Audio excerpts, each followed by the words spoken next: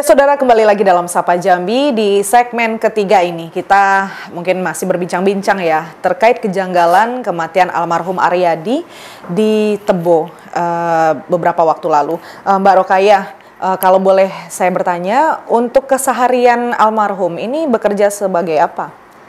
Bawa alat BUMDes. BUMDes. Iya. Cuman alat ini tadi kalau seandainya 2 hari kerja, 1 bulan nggak kerja, rusak gitu loh Bu. Nah, jadi dia nih sehari-harinya cuman di rumah. Kalau ada nanti orang ngajak kerja harian. Oh, bisa dikatakan serabutan lah ya. Serabutan. Tapi ada indikasi bahwa almarhum ini berkaitan dengan narkotika. Mungkin pengedar tahap apa kita nggak tahu ya. Dari keluarga sendiri, ya, namanya orang berurusan dengan narkoba pasti adalah ya tanda-tandanya. Kecurigaan keluarga pun mungkin ada. Tapi kalau dari pihak keluarga seperti apa? Kalau saya dari kakaknya memang nggak tahu. Nggak tahu. Untuk kedekatan seperti apa sih? Paling dekat sama saya. Paling dekat. Iya. Kalau boleh tahu keseharian almarhum ini seperti apa? Apakah ceria orangnya atau pendiam gimana? Orangnya tuh banyak bantu orang Bu. Walaupun dia ada pakai uang, tapi dia bantu dengan tenaganya. Cuman kalau dia nggak ada uang, pasti telepon saya, minta uang, yuk kan gitu. Pokoknya kalau orangnya untuk pemayungan kehilangan Bu.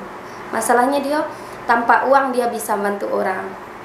Ibaratnya nggak ada uang tenaga lah ya. Dibawa suruh nyopir ambulan ke Bungo kemana berangkat tanpa uang dari orang yang nyuruh itu berangkat Bu. Emang kalau seharian almarhum ini orangnya nggak pernah apa dengan orang gitu loh.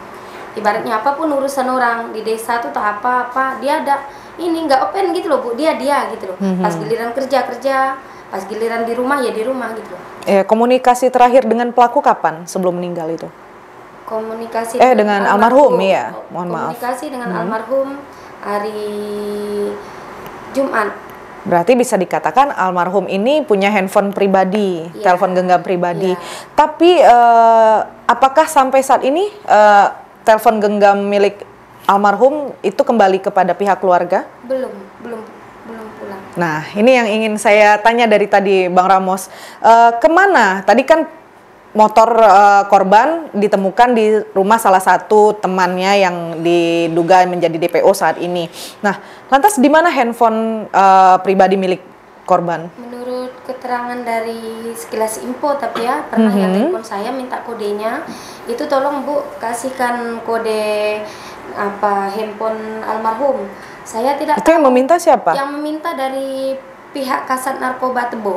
Berarti bisa dikatakan handphone ini sekarang ada di situ karena apapun informasi kan kita bisa mengetahui dari telepon genggam ya. Jadi dia minta kodenya, saya bilang saya tidak tahu. Kalau memang mau minta kode itu yang berhak istrinya ngasih. Kalau saya sekedar kakaknya, saya tidak mengetahui. Bukan tidak mau ngasih nomor kode handphone tersebut. Kayak bilang, udahlah Bu, cepatlah kirim. Kami butuh. Dari sinilah kami tahu gerak-gerik almarhum ini gimana. Sekarang aku mau dari di Tebo, mau berangkat ke Jambi, dari Jambi mau berangkat ke Palembang, mau buka kode HP. Itulah keterangan terakhir. Bukannya di pihak kepolisian itu ada bagian cyber ya, yang dengan mungkin sekejap mata itu bisa langsung membuka akses orang yang diduga melakukan tindak kejahatan. Apalagi ini berhubungan dengan narkotika, ini sangat membahayakan sekali ya, bahkan hukumannya mati loh. Tapi dari cerita Mbak Rokayah, polisinya pun bingung. Dengan ini ingin mengetahui gerak-geriknya seperti apa melalui telepon genggam ini. Gimana itu Bang? Sebagai pengacara, Abang melihat hal seperti ini. Terkesan bercanda ya? Jadi setelah ini setelah ini ya kalau itu bilang ya kayak sudah mulai viral lah, masyarakat sudah mulai tahu, mereka baru mulai bergerak terhadap itu. Tapi kan sebenarnya kalau saya melihat tuh kenapa dia masih mau mencari kesalahan dari almarhum. Kalau dia mau mencari gerak-gerik dan segala macam, ya mungkin itu tugas mereka lah, kita hormati lah, ya kan. Seharusnya pun kalau memang handphonenya itu mau dibuka, ya kasih tahu pihak korban. Tapi biasanya namanya pihak kepolisian, apalagi mempunyai bagian cyber, itu bisa melihat langsung tanpa meminta persetujuan pihak keluarga. Karena diduga ini pelaku kejahatan atau pengedar tahap segala macam ya, yang mungkin masih dugaan sementara. Kan lucu ya, pihak kepolisian malah menanyakan kembali akses-akses pribadi korban. Padahal itu hal yang mudah untuk mereka lakukan. Dan dari informasi terakhir yang saya simak dan saya baca, ini polisi kan mengatakan bahwa diduga korban ini adalah pelaku yang berhubungan dengan obat-obatan ya, narkotika. Harusnya mereka sudah punya data detailnya ya, seperti apa sehingga dilakukan penggerebekan dan tindakan terukur terhadap almarhum, sehingga terjadilah hal yang tadi almarhum kehilangan nyawanya saat kejadian. Tapi dengan hal yang begini Bang, sebagai kuasa hukum keluarga, apa yang Abang harapkan selanjutnya, dan sudah dilaporkan ke Polda Jambi, lantas apa hasilnya hingga saat ini? Jadi terhadap kejanggalan itu sudah kami dari awal sudah mulai pikirkan lah, sudah dalam kajian ya tentang bagaimana komunikasi antara Polsek, bagaimana antara Polres, sudah tuh antara barang bukti yang diminta supaya minta dibuka, ya kan? Itu yang menjadi kejanggalan bagi kami. Jadi mereka tuh seolah-olah melakukan penindakan tanpa ada bukti gitu. Iya. Gitu loh, melakukan penindakan, bahwa inilah pengendara harus dilakukan penindakan secara tegas gitu. Jadi kan seharusnya mereka ya kalau memang sudah bukti lengkap dan segala macam ya melakukan penindakan. Penindakan pun tidak menghinakan nyawa orang lain. Ada proses hukum dan segala macam. Makanya kami melakukan pelaporan ini kepada pihak kepolisian Kapolda Jambi saat ini ya. Sudah kami laporkan secara tertulis dan resmi. Saat ini juga belum ada yang respon dari mereka kepada pelapor.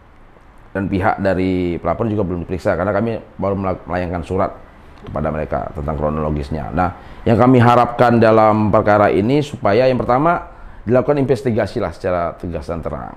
Sudah tuh hak-hak korban ini dilindungi karena dari segala ancaman segala macam, baik dari pihak kepolisian yang melakukan komunikasi kepada mereka, ya kan, memberikan santunan, karena keluarga tidak perlu santunan, mereka butuh kejelasan. Ya, itu yang pertama. Mereka mau kasih santunan, itu mereka anggap ya tidak perlu lah, kejelasan saja. Yaitu. Jadi sudah itu penindakan terhadap anggota kepolisian karena tidak profesional dalam melaksanakan tugasnya yang menyebabkan hilangnya nyawa orang, yang tanpa ada proses peradilan mereka melakukan penghilangan terhadap nyawa orang. Itu yang akan kami minta supaya ini disoroti, supaya jangan ada lagi penyalahgunaan wewenang yang mungkin bukan untuk kepentingan hukum, kita nggak tahu juga. Untuk kepentingan siapa mereka melakukan pendidikan tersebut, ya kan, kita nggak tahu. Sebenarnya ya penegak hukum, polisian ya untuk kepentingan hukum lah mereka melakukan penegakan hukum.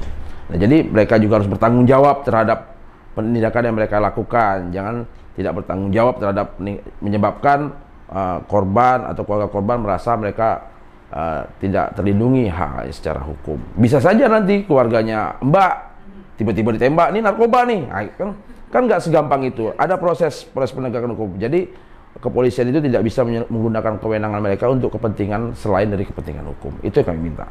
Iya, kita ketahui ya, almarhum meninggal pada bulan Agustus lalu. Dalam rentang waktu kurang lebih 1 bulan lebih. Sampai saat ini belum ada ditemukan titik terang apa penyebab kejadian yang menimpa korban ini sehingga korban kehilangan nyawa. Dan sampai saat ini sudah ada informasi lebih lengkap lagi terkait 2 DPO yang kabur ini, Bang.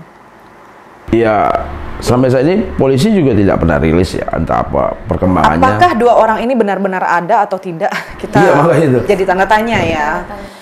Ya, dan itu mungkin dari Bang Ramos sudah disampaikan ya, apa harapan-harapan kedepannya atas tindakan yang telah dilakukan kuasa hukum keluarga secara detailnya tadi. Kalau dari Mbak Rokaya sendiri sebagai kakak, selain mengharapkan keadilan untuk almarhum adiknya Mbak Rokaya, ini apalagi harapannya kedepannya? Dan seperti apa dukungan dari lingkungan sekitar? Kalau dukungan dari masyarakat Pemayangan, ya kompak gitu loh. Dari masalahnya, dari dukungan masyarakat lah kami bisa sampai ke Bang Ramos.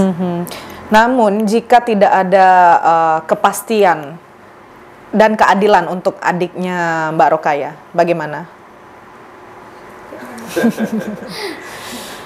Iya, apakah akan diserbu polseknya, di demo polseknya, gimana? Ya pokoknya sampai tuntas lah. Sampai tuntas ya. Oke. Pada prinsipnya berusaha dulu lah. Iya. Kita usahakan yang sebaik-baiknya, dan karena ini sudah viral dan sudah sampai juga informasinya kepada masyarakat, kita pun menantikan bagaimana titik terang dari kasus ini ya, dan semoga memang almarhum mendapatkan tempat terbaik di sisi Tuhan Yang Maha Kuasa ya pastinya ya. Namun waktu juga yang harus memisahkan kita ya Bang. Semangat selalu Bang untuk memperjuangkan keadilan terhadap almarhum Aryadi ini, dan semoga keluarga yang ditinggalkan diberikan ketabahan, terutama untuk Ibu Rismawati dan 3 anaknya ya. Kalau boleh tahu Ibu Rismawati ini bekerja atau tidak? Ibu rumah tangga. Oh, ibu rumah tangga. Jadi untuk keseharian pihak keluarga lah ya yang bantu ya. Dari Saling support lah. Saling support. Subsidi silang. Oke, baik. Tentunya kita mengharapkan ya kasus ini segera menemukan titik terang, dan korban ini tadi almarhum mendapatkan keadilan yang seadil-adilnya atas kematian yang ya, nyawa kita tidak ada yang tahu ya kapan akan diambil oleh Yang Kuasa. Tapi semoga mendapatkan tempat terbaik di sisinya. Terima kasih untuk Mbak Rokaya atas waktunya jauh-jauh ya dari Tebo ke Kompas TV Jambi untuk hanya sekedar mencari keadilan. Dan tentunya kita tidak ingin ya kepercayaan masyarakat terhadap polisi ini semakin terkikis. Dan untuk pihak kepolisian, baik dari segala divisi apapun itu, semoga masih ada keadilan untuk korban ataupun untuk seluruh masyarakat yang mengharapkan keadilan terkait kasus-kasus yang mungkin masyarakat saat ini alami ya. Dan atas waktunya Mbak Rokaya, terima kasih atas waktunya. Salam untuk Bu Rismawati ya, semoga tabah dan semangat selalu untuk ketiga anak-anaknya. Dan akhir kata, saya Sucianisa mewakili seluruh tim redaksi yang bertugas undur diri dari hadapan Anda. Selamat pagi dan sampai jumpa. Kompas TV, independen, terpercaya.